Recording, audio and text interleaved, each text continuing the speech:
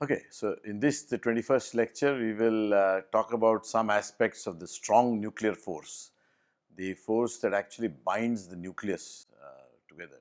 So, although we have many protons in a nucleus and they repel each other, we know that the Coulomb interaction is such that you have a repulsion between like charges. Still, the nucleus is stable, and so that is because of the so-called strong nuclear force. So, this strong nuclear force is of course present between any nucleon. By nucleon, I mean a neutron or a proton, and there is a long range attraction to this nucleon-nucleon interaction.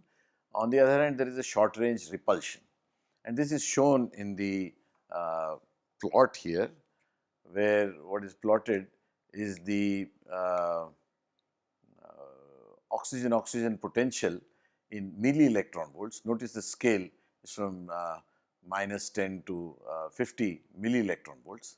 On the other hand, this is compared to the NN system, the neutron-neutron system, where the scale is of the order of hundreds of MeV. So, as a function of distance. So, in the case of the oxygen, it's the distance scale is from 0 to 1.2 nanometer. In the nucleon or the neutron-neutron distance, this is in terms of Fermi, so 0 to 3 Fermi. But qualitatively, it looks very similar. So, there is a short range repulsion and a long range attraction. And then there is a turnaround in the case of nucleon-nucleon at around 0.8 or 0.9 Fermi. The nucleon-nucleon interaction is charge symmetric. In other words, if you have a potential between two protons, it is approximately the same as the potential between two neutrons. So, you just flip the isospin, make a proton, convert it into a neutron, and then that potential is the same. Also, it is approximately charge independent. There is a charge independence, which means that the VPP is approximately the same as VPN is approximately the same. Strictly speaking, for the same isospin state t equal to 1, for instance, in that state all the potentials are very close to each other, but it could be slightly different for the t equal to 0 state, which is the so the Pn can have both t equal to 0 as well as t equal to 1, and that could be slightly different. Okay. It is also the nucleon-nucleon interaction is dependent on the spins. So, spin equal to 1 is favored over spin equal to 0. There is a so-called L dot S interaction. So, an interaction which depends on the orbital angular momentum and the total spin. So, the total orbital angular momentum is L, and if that is parallel, then that is favored. That potential is negative, is attractive as compared to when it is anti-parallel. There are also three body forces which affect the binding energies, in fact, in a kind of measurable way in Triton and helium-3. Also, this effect of three body forces is seen in these light systems, like through the differential elastic cross section in PD and ND scattering. The nucleon-nucleon interaction in its general form was first written down by Okubo and Marshak in this paper that is given here, Annals of Physics in 1958, and this is of course taken from the textbook by SSM Wong. So, in the most general form, where you say that the NN interaction has to be invariant with respect to translations, rotations, space reflection, which means parity. It has to respect parity conservation, time reversal invariance, and nucleon permutation. So, then it can only depend on the relative distance, the vector, the relative momentum, the spin of the nucleon, both the spins sigma 1 and sigma 2, and then the isospin of these two nucleons, tau 1 and tau 2. And this can be written in this form. So, in all, there are about 12 terms, and the various quantities are defined here. S12, for instance, is the spin space dependent operator, sigma 1 dot r times sigma 2 dot r. This is a kind of tensor interaction by r squared, and here L is equal to L1 plus L2, orbital angular momentum of one and as compared to the other, and S is S1 plus S2. The Q12 is again scalar product of sigma 1 and L, similarly sigma 2 and L, and then sigma 2 dot L plus sigma 1 dot L. So, where you exchange these operators. And this is a quadratic spin operator. So, in all there are about 12 terms in this two-body nucleon potential. Now, there are various potentials with various parameters, values for each of these parameters, and I have just given one of them. I mean, there is the so-called Born potential, there is the so-called Paris potential, and I will just mention here the Argon-Urbana potential, where this AV18 has 18 terms. It has also a charge symmetry breaking term in the potential. They add that to these 12 terms.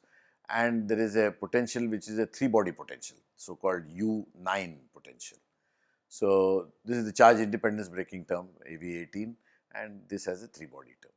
Okay. So, basically these potentials are then used to understand the various elastic scattering data that we have at various energies and at angles. So, d sigma by d omega elastic scattering as a function of theta and as a function of energy in the center of mass of the nucleon system, as a function of course of the isospin. So, it can be a neutron-proton scattering data, it can be a proton-proton, or in some cases these are more difficult experiments where the two neutrons go in the outgoing channel, or you can have a quasi-elastic neutron-neutron scattering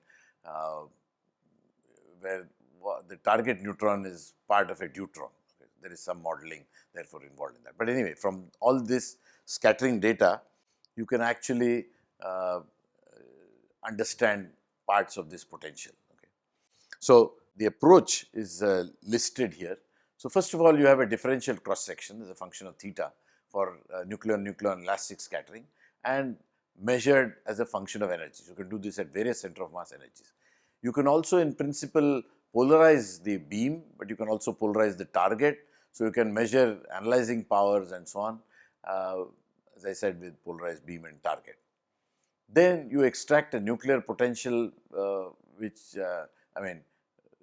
potential form which is dependent on the so-called phase shifts. So, you extract phase shifts from this elastic scattering data, and it goes up to a, let us say, maximum L max, and then these phase shifts are compared for various nuclear potentials, and then you iterate the process. So, you ultimately get a phase shift, and then you can say that okay, this phase shift comes from these values of potential parameters, and that is how you go about doing things.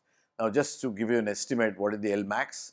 This is just the wave vector k times R1 plus R2, where R1 or R2 corresponds to the radii of these two nucleons, and this is of the order of L max. So, you can compute k from this relationship 0.219 square root of the reduced mass times the center of mass.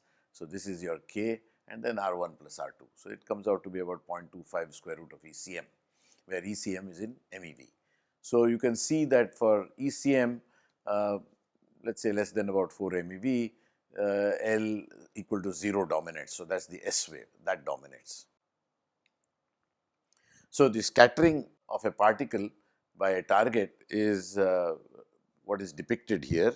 So, you have a incident plane wave, you have a well defined momentum and the wave vector is defined by k, and then you have a scattering object, you have a nucleon which scatters this incident wave, and then you get a scattered spherical wave.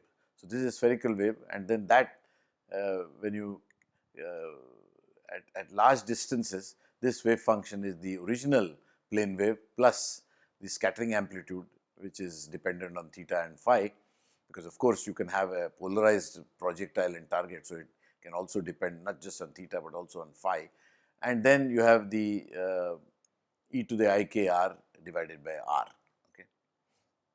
So, if you recall from scattering theory, then this elastic cross section is just 4 pi by k squared, where again as I said, k is the wave vector, is the magnitude of that, is a summation over all possible L's that can contribute, 2L plus 1 times sine squared delta L, where delta L is the phase shift. So, L varies from 0 to infinity, and delta L is the phase shift for the Lth partial wave. So, this is extracted in the following way. You have a wave function which is a summation of the Legendre polynomials and a radial wave function RL which is dependent on Kr. For a free particle, of course, this is so, but for a large R, this goes like 1 by Kr sin Kr minus L by pi. GL-Kr is a spherical Bessel function of order L. For elastic scattering only, there is no loss of flux. Okay. So, in every Lth partial wave, only a phase is added. So, this is this delta L phase. So, the radial wave function at large distances goes just like sin Kr minus L pi, which is exactly what you had here, but plus a phase shift. So, this scattering amplitude then can be calculated in terms of phase shift, and this is given by this. The scattering amplitude is just this for root 4 pi by k times a summation over all L root 2 L plus 1 e to the I delta L k sin delta L times a y L 0 of theta, where this y L 0 is nothing but related to the Legendre polynomial. Okay, so the d sigma by d omega is a 4 pi by k squared modulus squared of this entity here that we have written down. Okay. So, what is the significance of this phase shift? So, that is illustrated in this figure here. So, you have an incident wave which is given by this dotted line. So, it is 0 at r equal to 0, but you have, suppose you have a potential here which is a repulsive potential, then there can be, and this is infinite repulsion. Okay. So, you can't have a real wave function here. So, the actual wave function has to be 0 at v equal to b, which is the limit of this potential, and so you get a phase shift in effect. So, that is the difference in phase between the wave if you did not have this potential and if you have this potential. Similarly, if it is an attractive potential, then of course, the wavelength in that attractive potential actually decreases. So, you have a faster changing wave function, and then beyond the potential, of course, it has to go back to the behavior which is there for a free particle, and so you have to match these slopes and the magnitude of this wave function. And if you do that, this actually looks like a phase shift. So, it looks like there is a phase shift which is greater than 0. Here the phase shift is less than 0. Okay. That is a convention that is used. So, for attractive potentials, the phase shift is greater than 0. For repulsive, it is the way it is defined. The delta is defined in terms of the equation which is given in the previous slide. Okay. So, now from the data as a function of d sigma by d omega as a function of angle, for every energy you can get these phase shifts and you can actually plot these phase shifts. So, this is taken from the reference given here. This is a classic textbook by Bohr and Mortelson, volume 1. So, this is the t equal to 1, isospin equal to 1 phase parameters for various quantum numbers. So, it is written down in terms of the spin part of the wave function and the orbital angular momentum, and so this is a 1s0. This goes from a large phase shift in terms of radians and then comes down, crosses 0 at about 250 MeV and so on. And then there are for various kinds of angular momenta and spin states, this is given. So, if you have t equal to 1, this means it is symmetric in the isospin. So, it is anti-symmetric in the space and spin space. Similarly, there are phase shifts plotted again from experimental data for the t equal to 0 state, which means in the isospin space this is anti-symmetric, nucleon wave function is anti-symmetric. So, it is symmetric in the case for the spin part and for the spatial part. Okay. So, this is again you can see the behavior for the capital S state, S1 plus S2 equal to 0 state, that this is how it goes. And so, for various quantum states, this is how the phase shift goes, plotted in terms of radians versus the ELAB. You can see this has been plotted up to 400 MeV, but of course, there is data up to 500, 600 MeV and so on. Okay. Now, in this is something that was postulated by Heisenberg. There is the so-called space exchange force, and this data supports that. So, if you look at the NP differential scattering cross section, it shows a backward peaking. It shows a peaking at 180 degrees. So, you can see that the cross section is something like this at 0 degrees extrapolated, and at backward angles it is higher by maybe something like 30-35%. Okay. So, this can happen if the nucleons exchange their isospin. So, you come in, a neutron collides with a proton and then it goes away as a neutron, okay, and similarly this goes away, the proton goes away as a, okay, let us see, this is the proton, this is the neutron. The proton, because of exchange, looks like it is going away as a neutron and vice versa. So, you can have this 180-degree peaking if there is this exchange force, and this exchange force is quite sizable in this case. This is data plotted for both 90 MeV or so and 200 MeV in the lab. So, about 45 MeV in the center of mass and 100 MeV in the center of mass as a function of scattering angle. Now, at low energies, we often describe the scattering in terms of a so-called scattering length. What is the scattering length? The scattering length is the limit of this cross section as E tends to 0. It turns out that this is just 4 pi a squared. This a is related to the scattering phase shift delta in the limit that the wave vector goes to 0.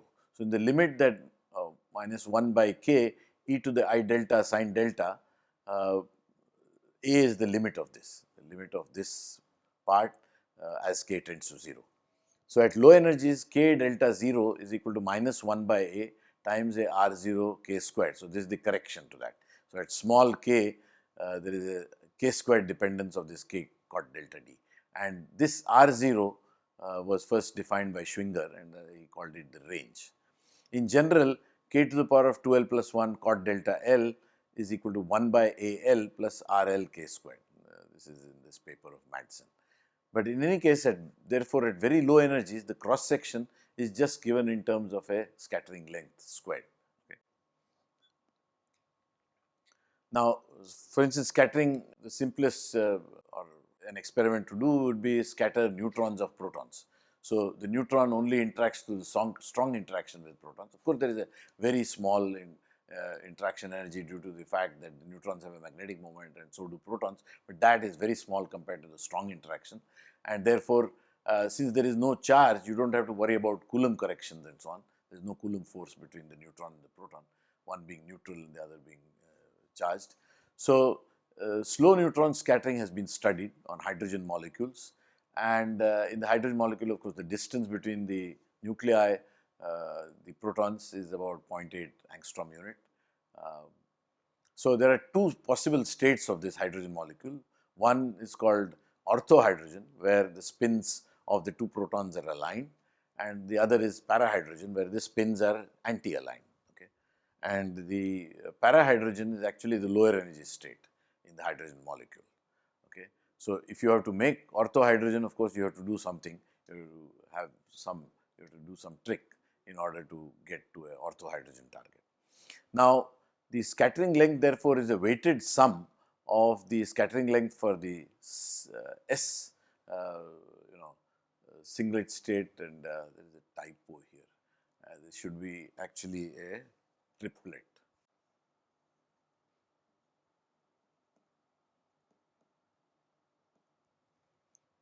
Okay. So, it is a sum of these two quantities, and with values of 1 for each of these spins, S equal to 0 and S equal to 1 and so on. So, you get sigma for the para to be pi times 3AT plus AS, and okay, this is also for the ortho it is pi times 3AT plus AS squared plus AT minus AS whole squared. So, the para hydrogen cross section is about 4 barns and the ortho is about 125 barns. So, the ortho is a much larger cross section than the para for low energy neutrons, because the low energy neutrons basically would have a de Broglie wavelength which spans both of them. So, these amplitudes basically add, and that is how you get a much larger cross section here, and also it depends on the A value for that. Okay. So, the scattering lengths and range for these NN systems are listed here. This is again taken from the textbook of Wong, SSM Wong. For the PP system, this scattering length for the s equal to 0, t equal to 1 state. So, it is spin asymmetric, isospin symmetric state. In Fermi is of the order of minus 17.1, okay, and this has been corrected for the Coulomb effect. Whereas the Re, the so called range parameter due to Schwinger, this is 2.79 or so Fermi. For the NN system, again this is negative, which is minus 16.6, and the range parameter is similar to this, slightly larger, 2.84. In the NP system, this again for s equal to 0, t equal to 1, this is a larger value, minus 23.7 or so, and again the R parameter is similar, the range parameter is similar. On the other hand, so this is what we saw, that you get a which is very large, so 4 pi squared, which is the measure of the cross section at very low energies, is very large as compared to these other two cases in the PP or the NN case. In the S equal to 1, which is the spin symmetric part, but the isospin antisymmetric part, of course, t equal to 0 cannot happen in PP or NN systems, because Tz is equal to 1, and you can't get a Tz equal to 1 with t equal to 0. So, obviously, the only contribution is from the NP, and so in the NP, as I said, the NP can have, because this is Tz equal to plus minus half, t equal to 0 can come from both t equal to 1 and t equal to 0 states, but the t equal to 0 can only come from NP, and so this is about plus 5.423. Okay. So, the scattering length is positive, but smaller of course than the t equal to 1 system. And also you notice that the range is much smaller, the range is like 60% of this range, the range parameter I mean. Okay. So, in summary, we have looked at some of the NN potential characteristics, and also the fact that data seems to indicate that there is a 3-body interaction, that we will come to probably in the next couple of lectures. And we have also seen some data on low energy nucleon scattering, okay, and how things can be extracted in the limit that energy is low, and you can parameterize it in terms of scattering length. Okay, thank you.